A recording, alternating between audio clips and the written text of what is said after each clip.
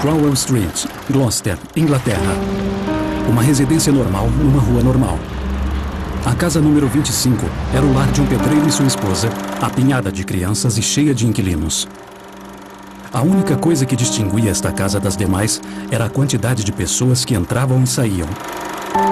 Fred West gostava de companhia. Ele também gostava de mutilar, molestar e matar. Mas será que esse homem aparentemente normal foi levado a assassinar pelo menos 12 mulheres e crianças? Ou Fred West nasceu para matar? Dementes.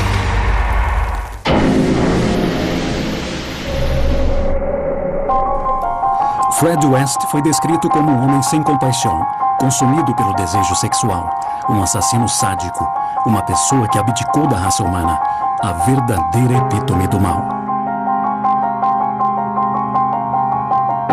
Mas quem foi Fred West?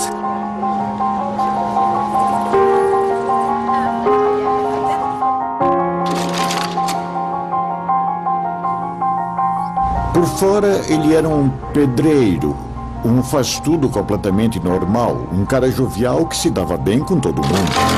Anna McFall, namorada, assassinada em julho de 67. Ele se encaixava no ritmo normal da vida, mesmo sendo ele profundamente anormal. Enteada, assassinada em abril de 71. Muitas pessoas se deixavam levar por ele porque ele era convincente e encantador. Renee Costello, esposa, assassinada em 71.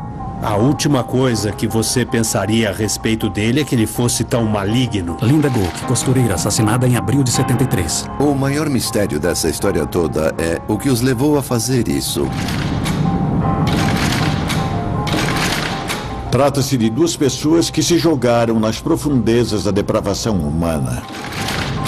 Algumas pessoas têm a ambição de ser, sei lá, um grande político ou fazer sucesso nas artes.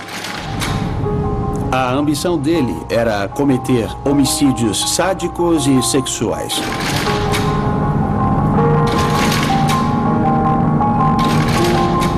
Ele se fazia passar por um sujeito amigável, mas era só um disfarce. Por baixo, ele era um verdadeiro monstro. Tem gente que mostra todos os sinais de maldade e mesmo assim, algumas pessoas não percebem.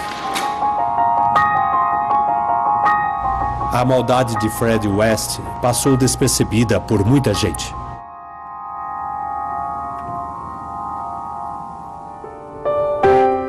Frederick Stephen West nasceu em 29 de setembro de 1941, na vila rural inglesa de Matmarcle.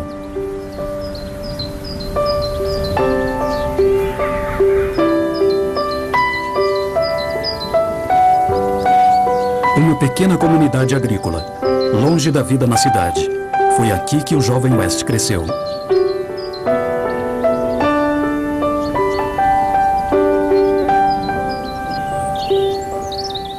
O segundo de 6 filhos, Fred era uma criança que chamava a atenção, com seus cabelos cacheados e olhos azuis penetrantes. Mas como esse belo menino se tornou um dos assassinos em série mais depravados e abomináveis da história?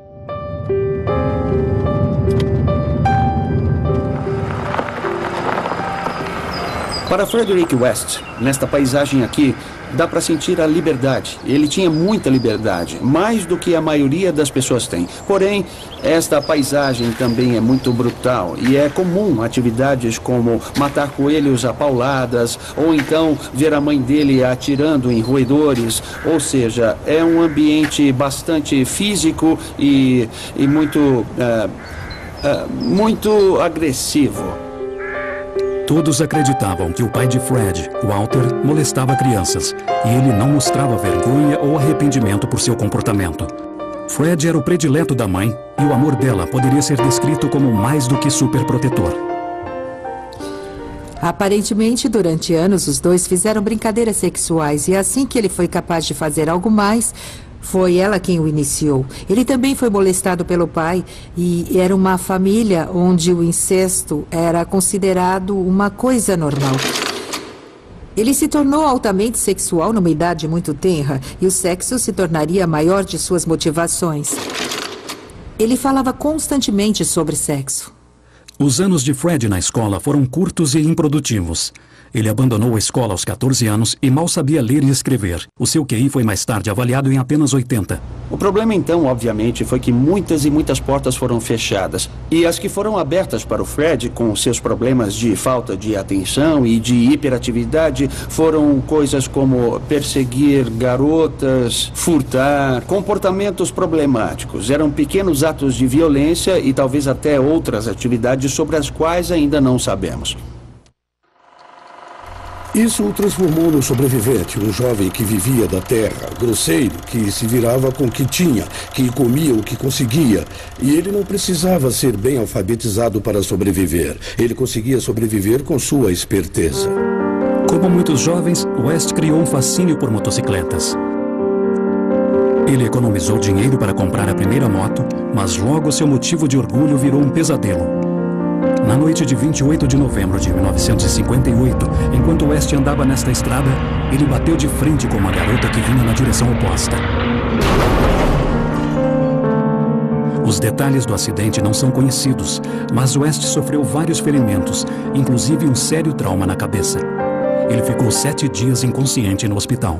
Como muitas crianças azaradas, Frederick West herdou certas anomalias cerebrais de seus pais, que também tinham os problemas. E isso foi intensificado nesta estrada aqui. O acidente não só afetou o corpo dele, deixando uma perna mais curta, mas também causou um grande dano à sua cabeça e particularmente ao cérebro. E a parte do cérebro que levou, digamos, a maior pancada foi o córtex frontal, aqui, o lobo frontal, que contém os elementos daquilo que nos faz pessoas morais, que nos cria aversão a atos particularmente terríveis. Isso foi danificado no Fred, então ele era uma pessoa que já era um tanto sociopata e que perdeu os freios totalmente, se transformando num perigo para a sociedade. A recuperação de Fred foi lenta e humilhante. Ele quebrou o nariz, passou a mancar e agora sofria de violentas mudanças de humor. Ele perdeu grande parte da beleza por causa dos danos ao nariz e a outras partes do corpo. Então ele era um jovem sedutor no vilarejo e tinha uma beleza meio rude e agora ele perdera essa vantagem. Fred compensava a perda de sua beleza fazendo abordagens muito mais agressivas às garotas da região. Se o Fred quisesse sexo, ele simplesmente estuprava garotas daquela comunidade. Bem, ele simplesmente agarrava as garotas. E, obviamente, tendia a usá-las para o único tipo de conforto que existiu para o Fred em toda a sua vida, que era sexo e controle. Uma garota que Fred não conseguiu controlar foi Catherine Costello, conhecida como Rena. Ela era uma prostituta de 16 anos que havia se mudado para Gloucester, de Glasgow. Fred se casou com Rena, mesmo ela estando grávida de 5 meses de outro homem. Acho que o Fred viu em Rena certos elementos da mãe dele. Ela era uma pessoa forte que o controlava e ela o colocou em seu lugar, digamos assim, pela primeira vez em sua vida. Mas eu não creio que ele se sentisse à vontade com ela. Ela não era uma pessoa que ele poderia chamar de alma gêmea. Ela era mais uma substituta para a mãe. Charmaine West nasceu em março de 1963, logo depois ganhando uma irmã, Anne Marie. A infância das duas meninas não foi nada tradicional. Rena e ele tinham uma vida instável. Às vezes estavam juntos, às vezes não estavam. Às vezes estavam com as duas meninas, às vezes elas estavam em lares adotivos. Por vezes a Rena pegava as crianças e quando não estavam em creches, elas ficavam com o Fred. O Fred encontrou várias jovens para cuidar delas. Era uma vida complicada, cheia de altos e baixos. Essa turbulenta relação chegou a ter um ponto de ruptura em 1965. Rena temia pela própria segurança e voltou para a Escócia. Fred a deixou partir sem objeção, mas ficou com as crianças. Ele já havia recrutado Anna McFall, de 16 anos, para trabalhar de babá. Anna McFall, segundo o próprio Fred, foi o amor da vida dele. Na verdade, quando estava preso, ele escreveu as memórias de seu relacionamento com Anna McFall, que ele intitulou Eu Amei um Anjo. Mas o anjo logo cairia quando ela engravidou de West. Ela se tornou um problema para o Fred. Um obstáculo que precisava ser removido. E parece insensível dizer isso, mas o Fred era o tipo de homem que, se uma mulher criasse um problema, ele simplesmente se livrava dela. Anna McFall foi vista pela última vez em julho de 1967. Fred West pensava que as pessoas eram descartáveis porque, na mente dele, as outras pessoas eram instrumentos a serem usados. Então, não havia limites éticos. Ele decidiu que estava farto dela e que estava muito cansado e que ela era um peso excedente e, friamente, ele a matou e enterrou. 27 anos depois, os restos mortais de Anna McFall foram encontrados neste campo, próximo ao vilarejo de Fred. O corpo foi decapitado e desmembrado e foi encontrado com o esqueleto de seu feto. Ele não teve o mesmo sentimento de aversão que eu e você teríamos de pensar em desmembrar o corpo dela e jogar fora. Anna McFall seria a última vítima a ser descoberta. Mas ela foi a primeira a morrer. Ela simbolizou uma transformação na vida criminosa de Frederick West. Fred West tinha apenas 12 anos em novembro de 1953, quando nasceu uma menina que se tornaria sua parceira na vida e na morte. A infância de Rosemary West foi tragicamente similar à de Fred. Sua mãe Daisy sofria de depressão severa e tinha um marido violento e esquizofrênico.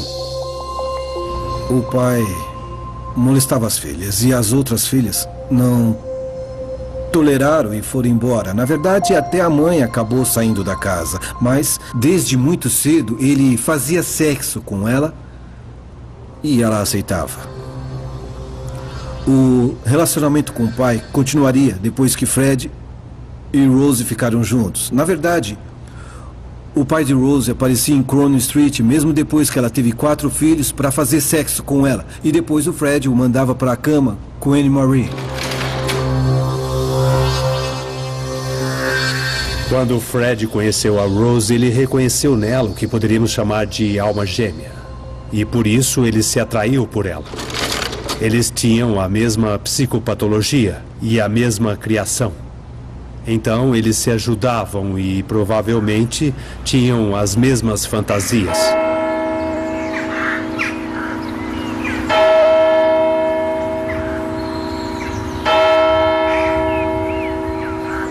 Fred e Rose se conheceram em Gloucester, Inglaterra. Apesar da diferença de idade, eles logo começaram a se relacionar. E não tardou para Rose, de 17 anos, ir morar com Fred e suas 2 filhas, Charmaine e Anne Marie, em sua nova casa. Como os dois se entenderam sexualmente logo de cara, isso salvou a vida de Rose. Eu creio que ela poderia facilmente ter sido outra vítima. Ela o usava para o que ela queria, se exibir, ela andava no carro dele, se sentindo bem mais velha. Ela podia contar às amigas da escola, o meu namorado é mais velho.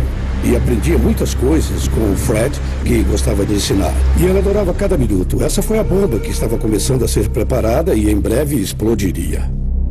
Rose logo ficaria grávida, dando à luz Heather Ann em outubro de 1970. A maternidade não veio naturalmente. Isso era uma coisa muito nova para Rose. Ela era muito jovem. No entanto, ela gostava de crianças, mas não da forma que a maioria dos adultos gosta de crianças. Rose sempre teve dificuldade de aprendizado e um certo atraso intelectual. E ela achava mais fácil lidar com crianças pequenas. Ela não gostava do conflito de ser desafiada. Por isso, ela tratava as crianças mais como bonecas, como brinquedos. Elas eram tratadas como se fossem objetos. Eu lembro de ter perguntado se ela havia amamentado. E ela disse, não. Ela não gostava de amamentar bebês. Então, eu fiquei pensando que o leite materno era algo que Rose não conhecia. Não foi amamentada. Rose disciplinava todas as crianças da casa com rigidez. A criação delas foi muito controlada. Elas eram levadas à escola, elas jamais eram encorajadas a fazer amizades na comunidade. A Rose controlava as crianças com mão de ferro.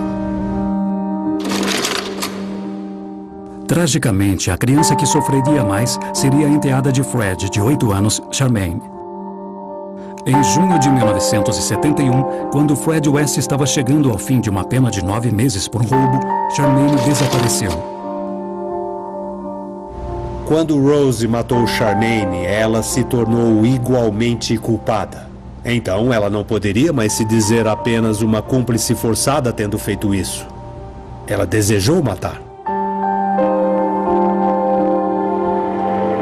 Essa foi uma experiência compartilhada. É algo que cria um laço muito forte, mas nesse caso é um laço de imoralidade, porque tendo se livrado de uma criança problemática que poderia atrapalhar a relação entre Fred e Rose, a partir daí não havia mais limites no que diz respeito a eliminar outros fatores que pudessem ameaçar o relacionamento deles. Um desses fatores era Rena, a mãe biológica de Charmaine. Ela chegou procurando pela filha e creio que isso selou o destino dela porque ela não encontrou Charmaine. Ela não estava lá, estava morta. A única solução era matar Rena. Rena foi vista pela última vez no outono de 1971. Seu corpo, desmembrado, foi encontrado num campo em Muttmarkle. Anna McFall jazia ao lado, aviltada e jogada fora por West. Para Frederick West, aqui era seu pequeno playground. Era uma região que ele conhecia muito bem e onde provavelmente ele brincava quando criança. E é uma área que ele poderia encontrar facilmente. Era por questões práticas. Tem uma árvore, uma placa de sinalização. Ela podia ser encontrada facilmente. E ele queria isso, queria ter controle sobre os corpos.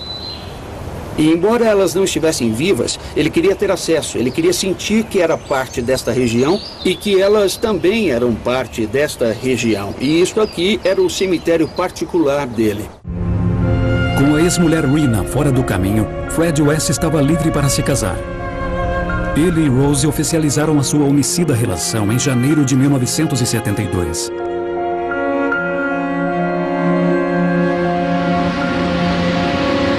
Eles se mudaram para o outro lado do parque, indo morar numa rua que se tornaria mal afamada.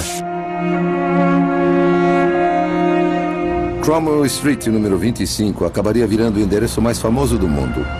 É um bairro dormitório, habitado por uma população móvel de pessoas errantes que saíram de casa por algum motivo ou que não querem ser encontradas facilmente. E esse é um dos motivos pelos quais o Fred pôde agir às escondidas durante tantos anos. Esse bairro anônimo forneceu o disfarce perfeito para a natureza lasciva e homicida de West. Era o covil ideal para onde eles atraíam suas presas. Fred e Rose agora começavam a tecer a sua teia. O Fred, sozinho, já era sedutor. Ele papeava com as garotas nas esquinas, nos pontos de ônibus, etc. Mas ter Rose por perto, dentro do carro, deixava as pessoas completamente à vontade. Então, eles lentamente acabaram formando uma dupla. Uma dupla de predadores. Uma dupla de caçadores ferozes que conseguia pegar as pessoas na rua com muita eficiência.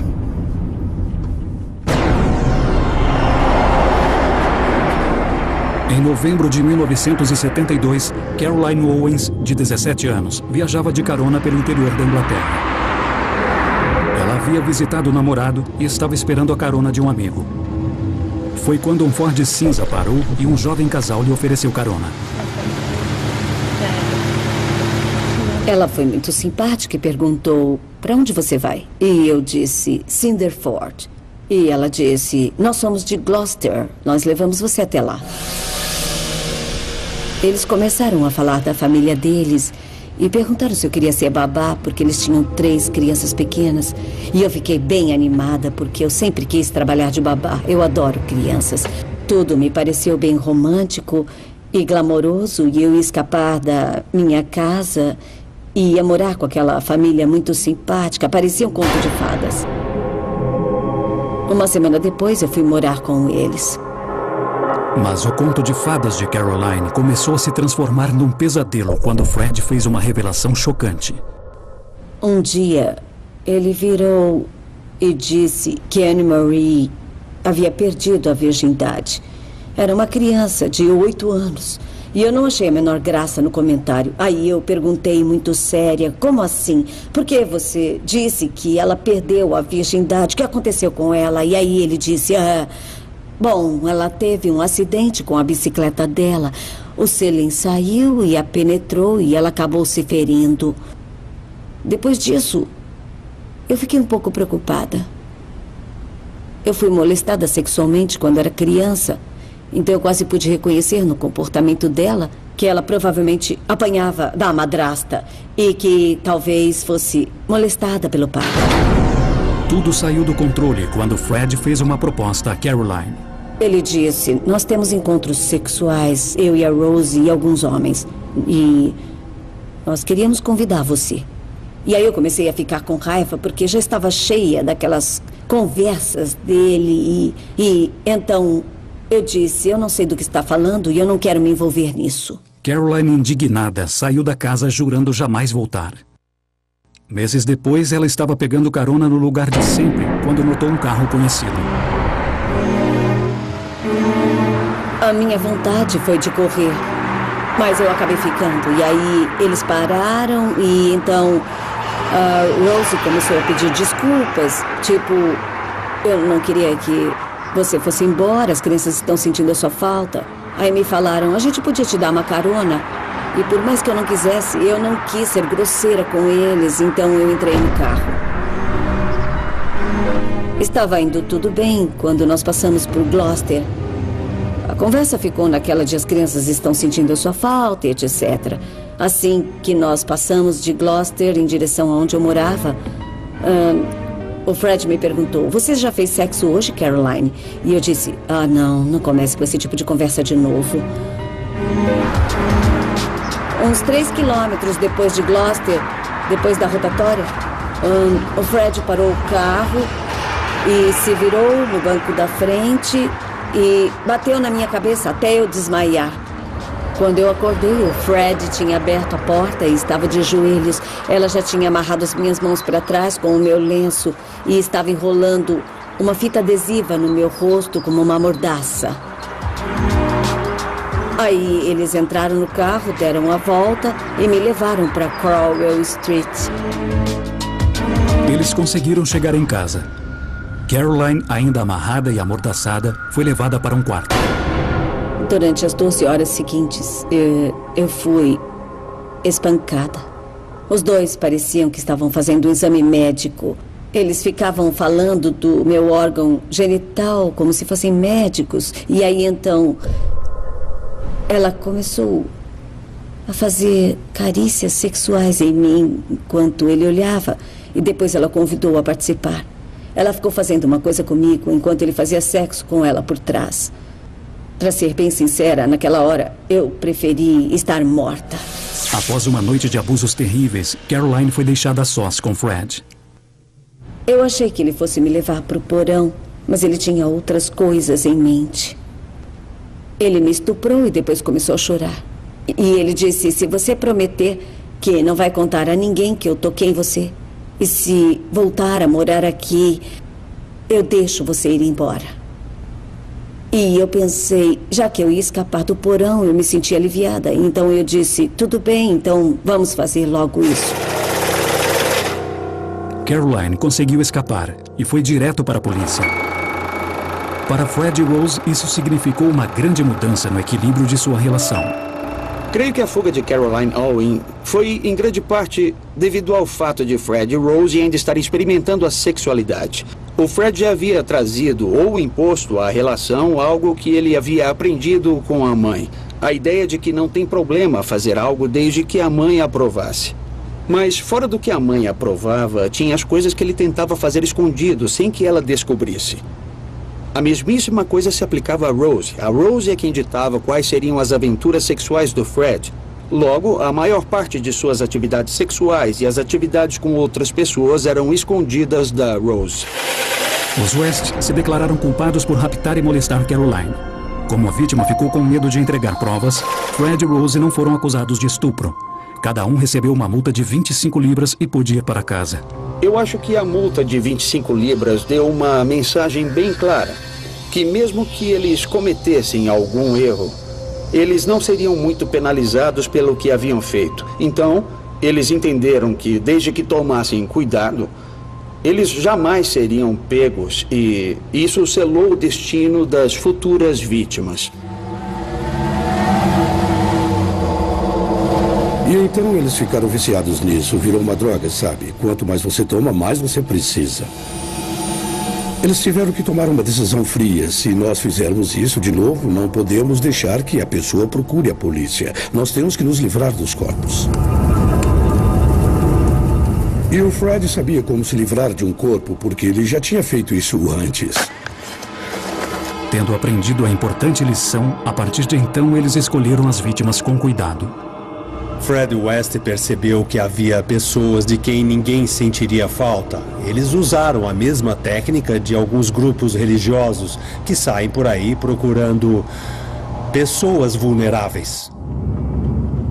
Eles logo se tornaram bons em encontrar o tipo de garota que cai naquela categoria de pessoas soltas no mundo. Ou seja, uma pessoa que, se fosse morta, se desaparecesse, menos pessoas sentiriam a falta dela. Haveria menos envolvimento com a polícia do que com uma pessoa comum, como, por exemplo, prostitutas, garotas que fugiram de casa, garotas de má reputação, que não tinham, assim, vamos dizer, laços familiares muito fortes. Quando Fred e Rose escolhiam sua vítima, eles a levavam a Cromwell Street e a colocavam no porão. Os eventos no porão, a chamada Câmara de Horrores, é algo sobre o qual só podemos especular. Mas a partir de certas pistas que foram deixadas, houve claramente torturas e abusos sexuais.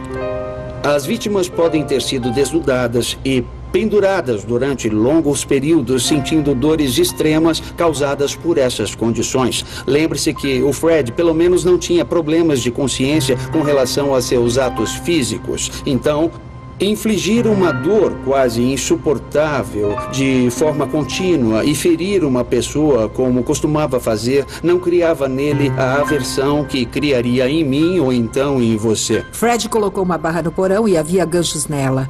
Ele comentou que garotas ficavam penduradas lá durante dias, corpos foram mumificados. Mas nós não sabemos exatamente o que acontecia. Só sabemos que elas foram mortas enquanto estavam lá.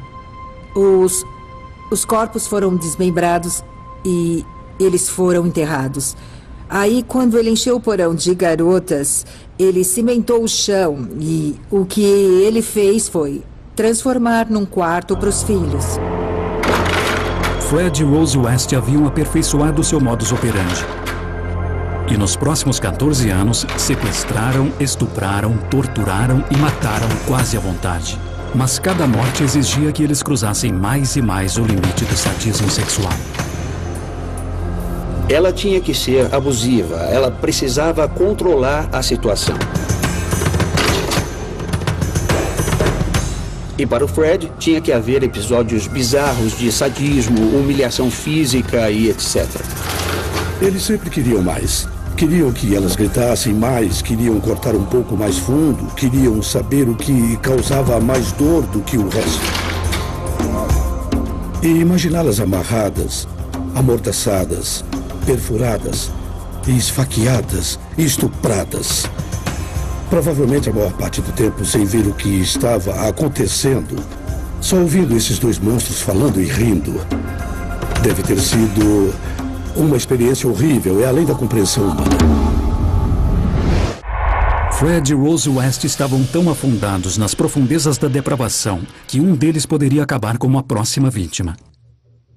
Eu creio que deveria haver um elemento de competição entre eles, que acabou virando: o outro pode me matar.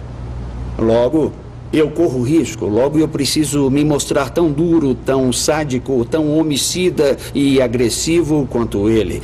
Porque senão eu posso ser a próxima vítima e não o próximo perpetrador.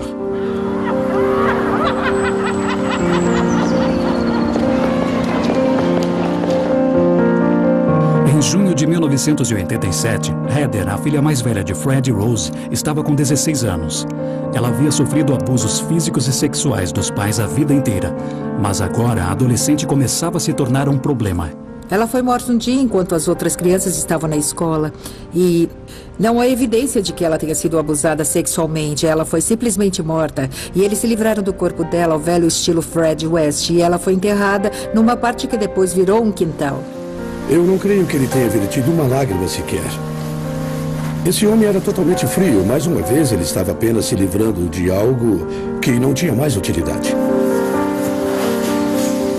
Se eles deixassem a Heather continuar a viver, ela poderia destruir a fachada deles de alguma forma, e eles não podiam permitir que isso acontecesse. Então, até certo ponto, eles cometeram um crime bastante arriscado. Um crime cometido para mostrar aos outros filhos que eles estavam no controle e, infelizmente, isso os levou a obedecer. Heather permaneceu enterrada no quintal, na Cromwell Street, durante 8 anos, e os West haviam se tornado descuidados. O sumiço dela geralmente era motivo de uma piada doentia. Fred e Rose diziam às crianças: é bom vocês se comportarem, senão vão acabar no quintal como a Heather. E isso era uma piada macabra, pois era verdade. Os persistentes boatos sobre Heather acabaram chegando aos ouvidos de uma policial da cidade.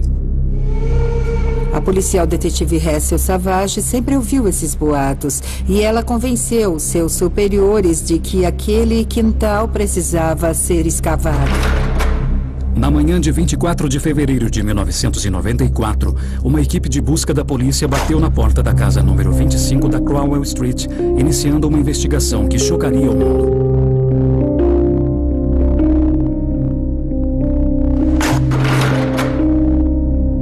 Heather estava desaparecida desde 1987 e ela era o foco da busca.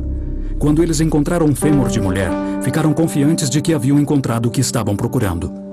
Mas coube ao patologista Bernard Knight avisar ao detetive-chefe John Bennett que poderia haver mais de um corpo embaixo do quintal. Eu ainda lembro da cara do John Bennett quando eu entrei naquele buraco no quintal e eu disse: ou você tem mais de uma vítima ou ela tem 3 fêmures. O John ficou com uma expressão de perplexidade total, porque ele estava esperando encontrar a Heather. Eu creio que havia 3 corpos no quintal. E mais 6 dentro de casa. Fred West foi preso. Apesar da quantidade de provas contra ele, ele parecia estranhamente despreocupado. Ele era um homem de 54 anos que já havia feito de tudo. Ela tinha conseguido escapar a vida inteira. Ele deve ter pensado: eu posso ter sido pego. Mas e daí? Ele acreditava e não acreditava ao mesmo tempo. Ele não tinha entendido a seriedade do que havia acontecido. Acho que levou algumas semanas até a ficha cair. Ele provavelmente pensou que poderia sair e ir para casa depois de uns dias, porque achava que eles o tinham descoberto, mas que isso não era assim tão importante. Então, ele começou a entrar num estado de ilusão severa, onde ele achava que aquilo não era algo tão sério e nem tão importante. Apesar da ambivalência de West em relação aos seus crimes, ele sabia que o jogo havia acabado. Ele se ofereceu para mostrar aos policiais onde cavar. Ele voltou à casa e indicou certos lugares onde a polícia poderia cavar. Mas ele jamais admitiu que existiam mais 6 corpos na casa. E alguém sugeriu que o Fred não queria mostrar exatamente o local porque ele tinha bastante orgulho da casa, que ele havia reformado e acrescentado coisas bem interessantes. Não passou pela cabeça dele que a polícia fosse derrubar a casa para encontrar as provas. Mas a polícia derrubou a casa e, após recuperar um total de 9 corpos em Cromwell Street, eles mudaram o foco da busca para Midland Road, onde o corpo de Charmaine, de 8 anos, foi descoberto.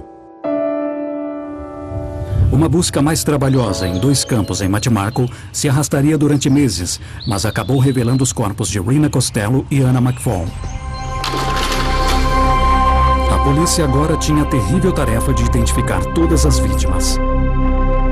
O professor Bernard Knight fez a surpreendente descoberta de que os esqueletos estavam incompletos. Faltavam muitos ossos das mãos e dos pés. Você raramente encontra todos os ossos quando desenterra um esqueleto, mas o motivo foi um aspecto um tanto sinistro, porque havia 2 bebês e 2 fetos com todos os ossinhos, até os ossinhos da costela, do tamanho de um palito de fósforo, e ao mesmo tempo havia ossos faltando das adultas, faltava uma escápula. Era difícil imaginar se havia os ossos minúsculos dos fetos. Onde a escápula tinha ido parar? Claro, uma explicação mais sensacionalista seria que eles foram guardados como algum tipo de fetiche. E alguns até mencionaram canibalismo, mas isso é especulação.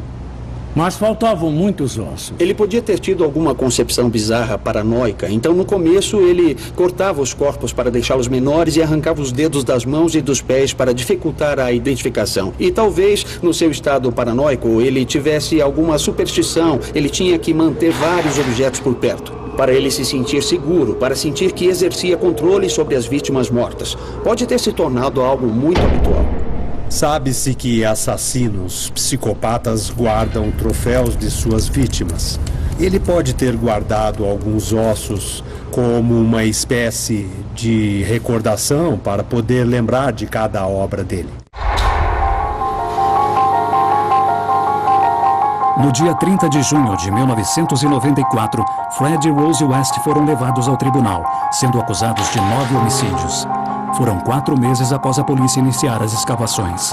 Suas vítimas haviam sido identificadas como Linda Grook, Lucy Partington, Carol Cooper, Juanita Mott, Shirley Hubbard, Therese Siegenthaler, Alison Chambers, Shirley Robinson e Heather West. Fred também foi acusado de outras 2 mortes. A de sua primeira esposa, Kathleen Costello, e sua enteada, Charmaine West. Anna McFall, a primeira vítima de Fred, ainda precisava ser identificada. Foi a primeira vez que Fred e Rose se viram desde que foram presos. Fred ficou arrasado quando Rose o rejeitou no tribunal. Ele ficou perturbado, a confiança desapareceu, seu rosto ficou abatido, ele perdeu aquele comportamento jovial e seguro e ele não tinha mais nenhuma razão para viver. 6 meses depois, no Réveillon de 1995, enquanto aguardava ser julgado na penitenciária de Winson Green, em Birmingham, Fred West se enforcou.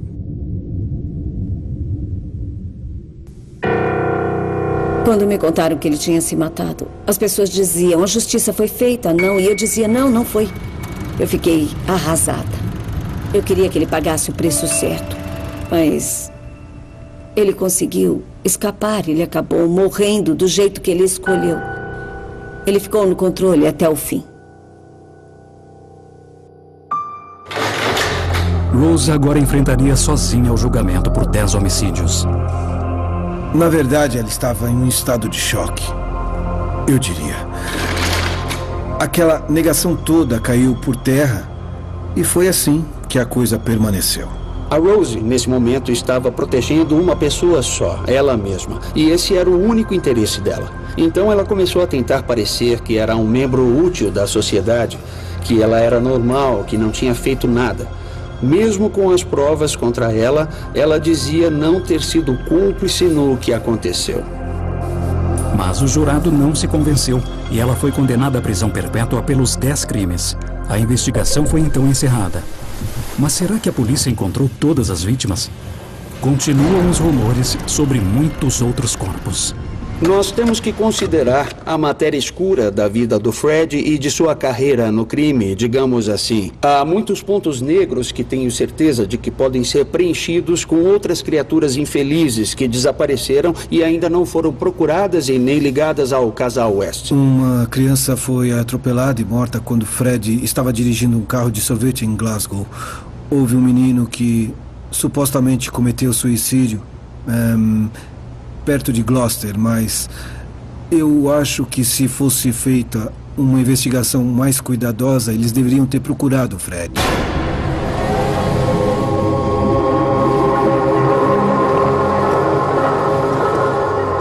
É possível. pelo que sabemos de pessoas com transtorno de personalidade com essas características, que tanto Fred quanto Rose tivessem diminuído o seu interesse conforme se aproximassem da meia-idade. Eles acabariam se aposentando dos homicídios. Mas é possível que houvesse outras vítimas, mas, infelizmente, devido à logística, nós jamais saberemos.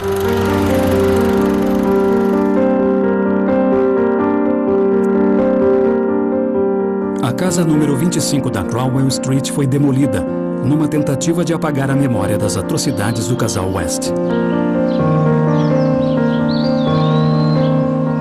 Para Caroline Owens, esquecer a sua aprovação não será tão fácil. Eles demoliram tudo e transformaram numa passagem.